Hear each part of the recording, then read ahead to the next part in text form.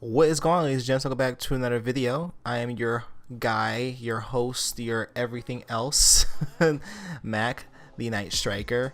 Um, Other aliases that I can't think of as of right now. This is my very first video. Um, this is my first video with my face on it after I've done this for years now. So this is very, very weird. So I'm gonna be skipping a lot of my words and doing every last rookie mistake that there is, so bear with me. Here we go. So today was Microsoft's July Xbox event, and we saw so much gameplay. I will have to say that they have finally outdone themselves with this conference. It was a major improvement compared to the conference that happened in May. It was great. I really enjoyed it. I loved how immediately after the stream started, they just threw you right into the first 10-minute demo for Halo Infinite. You saw everything within its graphical glory, 60 frames per second. The detail, absolutely amazing. It was a little light. Like, I kind of wanted more. I always want more Halo. So it was a little, it still felt too short, but I really enjoyed it. We saw some action with the grappling hook, which didn't seem, it seemed like it was just kind of put there just to seem relevant, because you look at Doom Eternal, has a grappling hook. Recently Shadow Warrior 3 was revealed, he has a grappling hook, and now Master Chief has a grappling hook. Why does Master Chief need a grappling hook, honestly? So you can grab explosive barrels from across the map? Whatever. Other than that, it looks pretty freaking cool. I'm really interested in seeing more about this game. Now, after Halo, we just saw all these different exclusives. We got Grounded. I gotta pull up my list here to make sure I don't miss anything. I missed like I think I missed like a few more here, quite a lot actually. But some of them that I put down, you have Stalker 2, Warhammer Dark Tide, Tetris Effect, The Gunk.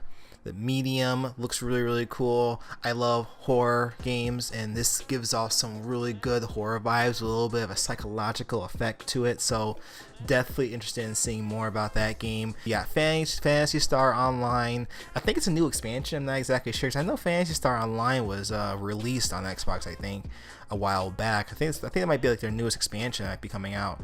Crossfire X from the creators of Remedy. Control was a fantastic game. Seeing the same creators behind Control are working on a new game called Crossfire X. Looks really cool. I can't wait to start shooting things in slow motion for no apparent reason. Looks fantastic. Gunplay looks cool. Definitely look forward to learning more about that. And then there's the State of Decay 3 reveal. Oh my goodness.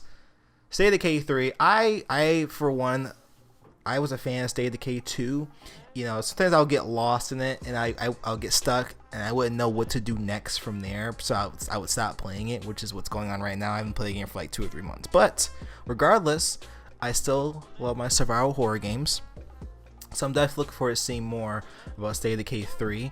And then Psychonauts. And there's many more that I'm definitely missing. I know for sure that I'm definitely going to be missing. We didn't see more about the Vampire the Masquerade, which was really disappointing. We saw like that one weird gameplay trailer that was back in May. That gameplay trailer. We didn't see actual gameplay for Vampire the Masquerade, the new Vampire Masquerade. I think it was 2. Yeah, I don't remember seeing much about it, and I wanted to see more about that game for sure. And I was like, damn, kind of wish I saw more about that. But then there's the big one last thing. There was Fable. Fable is in development. That was one thing that I was right about in my last video, which if you have not seen, I'm going to put the link to it of things of what to. Well, I'm not sure if it makes sense anymore.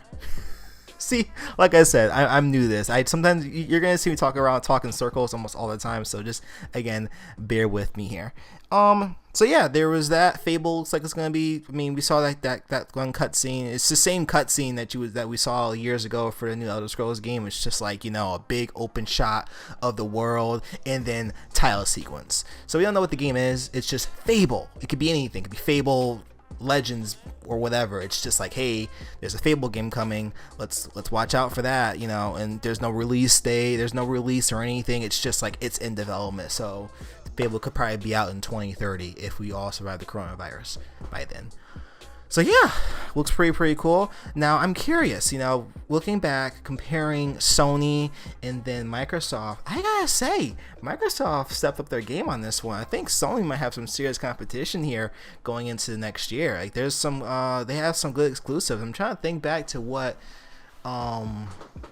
Sony has for exclusives right now. We have Horizon, Frozen Wilds. We have, what else? I have a terrible memory, so I'm not exactly sure. Horizon, Frozen Wilds, Spider-Man, Miles Morales. That's going to be a launch title for PS5, so that's going to be out the minute PS5 comes out. So we have Bug Snacks, and that trailer alone is kind of, it was something.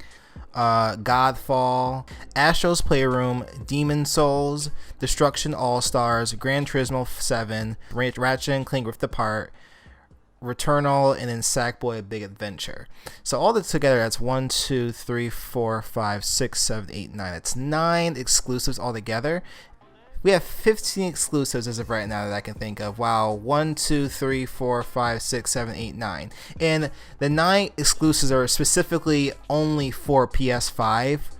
So, I mean, finally for once, Xbox has a lineup that could be that Xbox players can really look out for. I think it's right now after this entire conference, this entire show, I feel like Xbox players should really be proud. Like you guys finally have something to really look forward to. Like all these great games that's really gonna be coming. I can't wait to see more. So as for should Sony be worried that Xbox is coming at them finally with these exclusives? I don't know, but it's gonna be an interesting year, especially next year once all these games really do hit the shelves and see it tussle out. I think overall, it's just it's really great to be a gamer right now.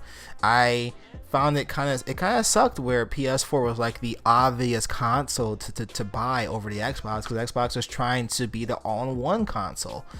Now Xbox is still considered to be, I'm not sure if they're going for the all-in-one effect, but they're still trying to innovate their technology, with Project X Cloud and everything else, but they're finally going back to their gaming and only their gaming ways by putting out all these exclusives. And then on top of that, they still haven't announced all the different games, because remember back when they announced all the different partnerships that they bought, all the different developer companies that they bought, there's still over hundreds that we might have missed that hasn't been announced at this one show yet. So there's still even more coming, throughout next year or the rest of this year, which is, it's gonna be crazy. I think it's really good to be an Xbox player right now, and I cannot wait to see where this is gonna take us later on. It's gonna be great. Holiday season is gonna be insane. Oh man, it's gonna be insane. I just it feels so good to really just to see both sides and be like, there's so much competition right now, and